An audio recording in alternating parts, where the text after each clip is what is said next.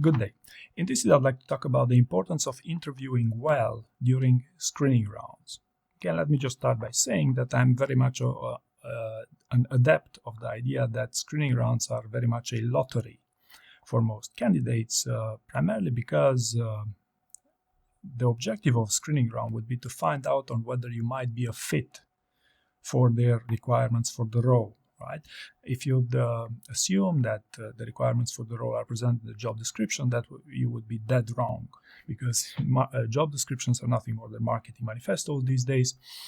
And if they would put those requirements in the job description, that everyone would try to exploit the system, right? So if the screening rounds are lotteries most of the time, then why would it make sense for you to prepare them thoroughly and for you to interview well for the purpose of a screening round? And the core reason for this would be that high-performing companies are looking to hire high performers. Okay, so if you will be able to exhibit some traits, some skills and abilities of a high performer, even during a screening round, chances are that even if you do not fit into the immediate qualifications required for the job description or for the role that you're applying for, they will invite you for a role that might fit your abilities, right? Simply because you interviewed well during the screening process. And if you think this is isolated, I just had the other day someone applying for a senior manager role with a well-known FANG company, who thought, hey, you know what, I mean, I'd better prepare for the purpose of job interview and see what gives, right? And it turned out that the job description was a bit off with respect to their qualifications, but since they made a good performance, a convincing performance, they got invited for a final interview rounds for another job description that would be even more relevant for their role. Okay, so long story short, it pays to interview well in screening rounds with high-performing companies. Now, if you already interview well, then that's excellent for you, but I know most people would have either a question about, hey, do I interview well or not? One way to find out is people who interview well already feel like they don't really need to role play their interview answers, because they feel like, hey, you know, I make sense and it's fine. People who interview well also have no problem answering failure stories, and people who interview well are also usually know what the interviewer is looking for while asking, you know, questions such as, how would you lead your future team? You know, a hypothetical question which at the end of the day must be answered with your previous experiences. You know, people who interview well know how to sell themselves based on their experiences of doing the job, even though the questions might be slightly counterintuitive, right? So if you do all these well, then, you know, chances are you already interview well, right?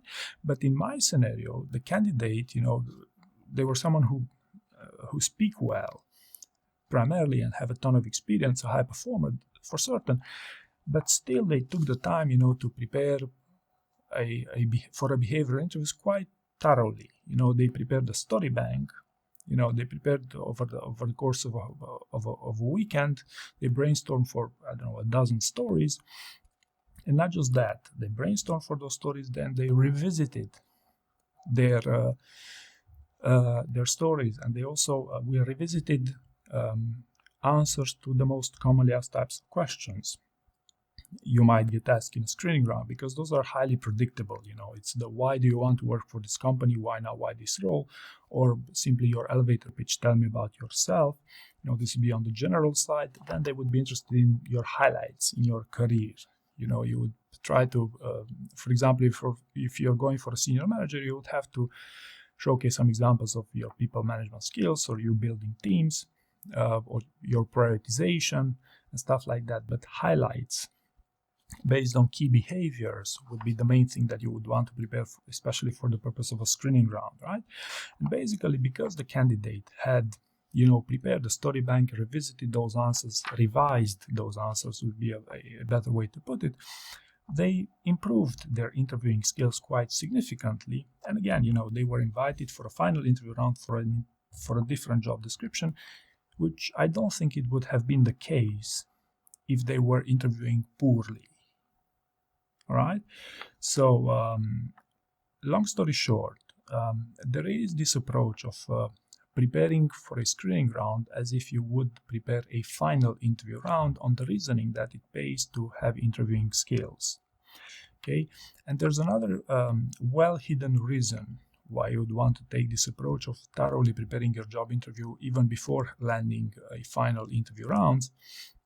That because the number one challenge candidates face once they get a final interview is that they underestimate the time required to prepare them. Okay, so on this reasoning, for some people it might take as long as 1 year to become good with behavioral interviews. So, you know, when you get the great news of, hey, we would like to invite you in 2 weeks or in 1 week time for a final interview round, most people say, hey, that's amazing news.